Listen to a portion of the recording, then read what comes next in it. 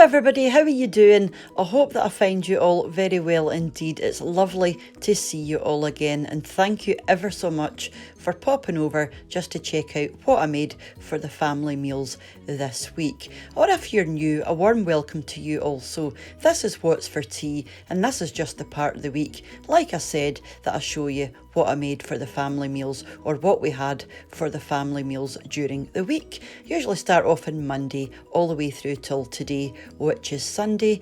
We're away to Arden for a couple of days, so I've shared the meals that we had whilst we were there. And me and Mr. What's for Tea went to Frankie and Benny's on Friday, so I'll show you that when we get there. And as usual, I've popped in a few of your comments just at the end of Meals of the Week, so make sure to stay tuned for that if you're interested in those. So let's go and see what we had. Like I said, starting off on Monday all the way through till today, which is Sunday. So starting off on Monday, we had soup and rolls. Now you'll have seen this already if you watched my recipe video from during the week. I made this beautiful winter vegetable soup, and we just had bacon and tomato rolls, or two of us had this and the other two had pasta.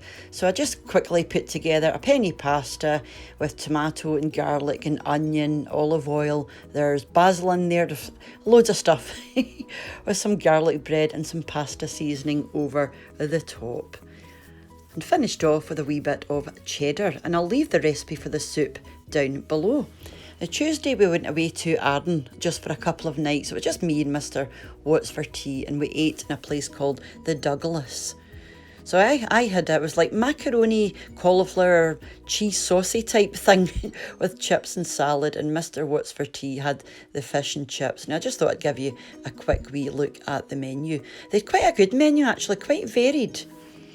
A good selection of main courses, some salads, obviously your classics like bangers and mash and fish. We've got mussels, starters, so really good menu. And this was the dessert menu. And I don't usually have dessert, but I ended up having something. I like the look of the cheesecake. So that's what I ended up having. This was their version of whiskey and chocolate cheesecake, which I was not expecting it to look like this, but it was lovely. And Mr. What's for Tea had sticky toffee pudding and ice cream. I'm really sorry about the lighting, guys, but the lighting in here was very, very low, and it was mostly candlelight. So that's why, apologies if it's really dark. But yeah, this was a nice wee place. First time I've been in here actually. And this was Wednesday morning. We ended up in different accommodation. This isn't our usual accommodation. The place we normally went, because it was sort of last minute, was fully booked. So we ended up going here. This is a wee place called the Carrick Lodge. And yeah, it was absolutely fine. I still prefer the place I've been going to for years and years and years. But this was nice for a wee change, and the breakfast was lovely. And then Wednesday night, we just went back to the Douglas, and I decided to have fish and chips, and Mr. What's for Tea had fish and chips again because he enjoyed his so much the night before. So I got some chips, some mushy peas and tartar sauce. And then the next morning for breakfast, I just did the same. So I had my black pudding, potato scone, bacon, tomato, mushrooms and sausages. Mr. What's for Tea had the same, but with scrambled egg, and he doesn't like black pudding or potato scone. So yeah, this was lovely. Didn't manage it all, but it was lovely. And then Thursday, when we got back for the evening meal, I just made a mince pie because we got back quite early, so I had time. So I had mince pie, some potato wedges, some sliced carrots, some marrow fat peas with some gravy over the top.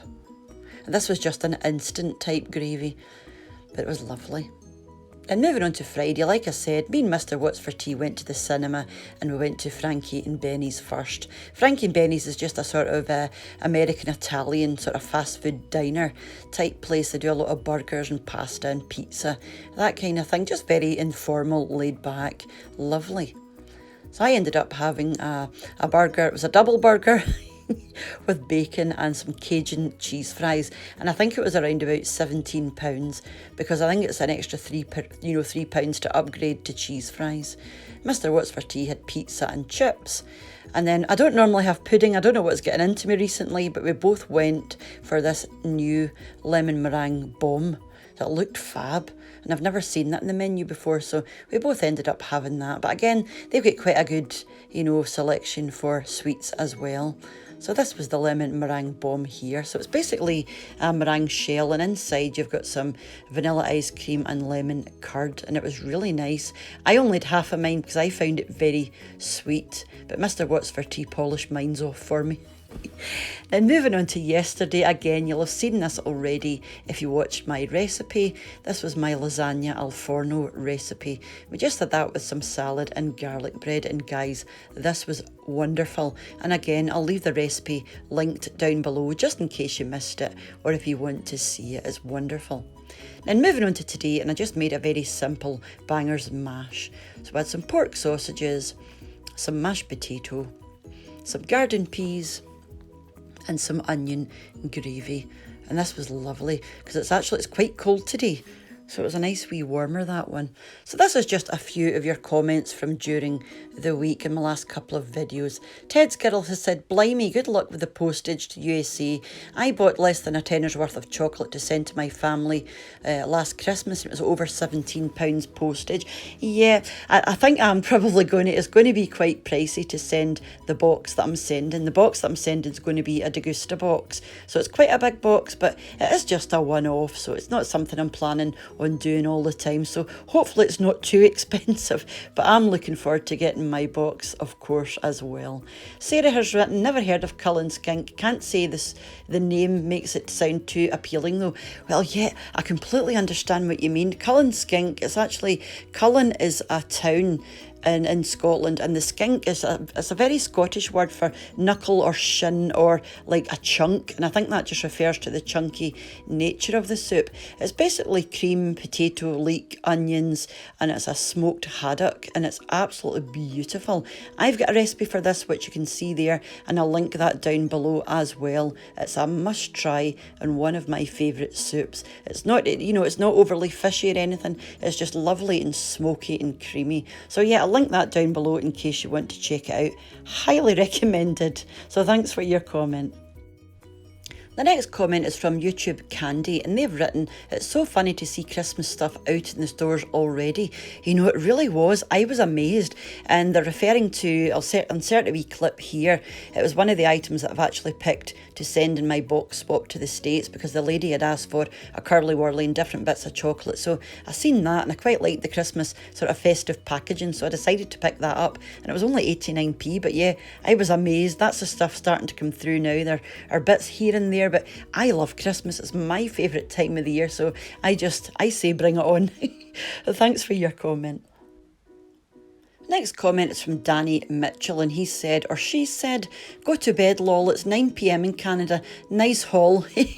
Yeah, I think I did get to bed quite late that night. You know, if I've got a video or I'm just at the end of a video, I'm one of these people, I just can't sleep. I wouldn't be able to rest in my bed if it wasn't at least, you know, edited and uploaded, ready to go. It would just annoy me. So yeah, I like to stay up till it's done.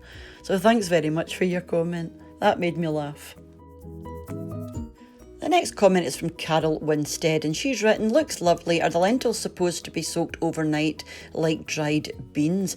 Now, the only things I soak overnight are things like butter beans or green peas. I never ever soak lentils, although my mother used to do it.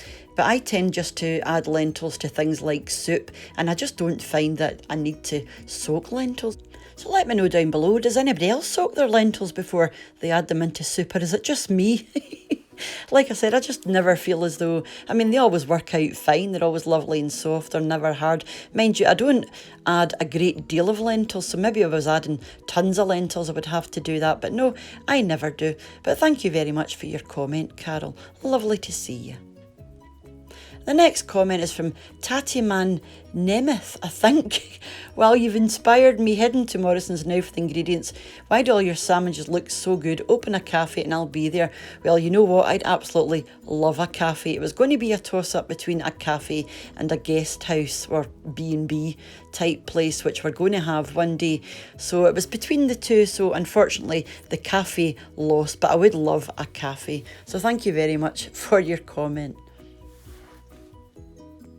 The next comment is from Gemini Gypsy. I'm so lazy when it comes to cutting veg. I buy the already cut ones. Well, you know what? There's absolutely nothing wrong with that. I mean, I've found myself using pre-cut onions and carrots and leeks and even broccoli and cauliflower and things. You know, if you're going to be short of time or in a pinch, absolutely nothing wrong with it, because at the end of the day, it's all the same thing anyway. So yeah, thank you very much for your comment. And the last comment this week is from Sandra Sutton, and she said, "Your cooking is amazing. Love all of the views at the end." Well, thank you very much for your comments, Sandra.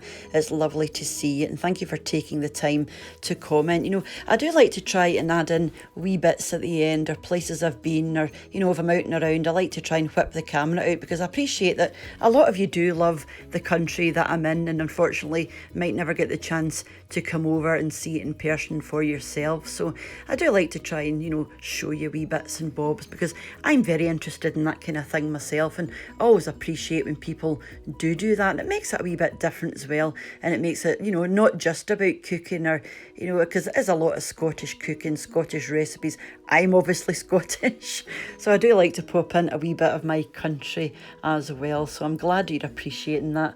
So thank you very much again, guys, for popping over and checking out what we had for tea this week. And I'd love to respond, you know, in person to every single one of your comments, but unfortunately, as you can imagine, I do get quite a lot of comments now, so that would be a week-long video that nobody would want to watch. But until I see you next time, guys, mind to take care of yourselves, and I'll be back during the week with some more goodies for you. And lots of love, and bye for now. Bye now.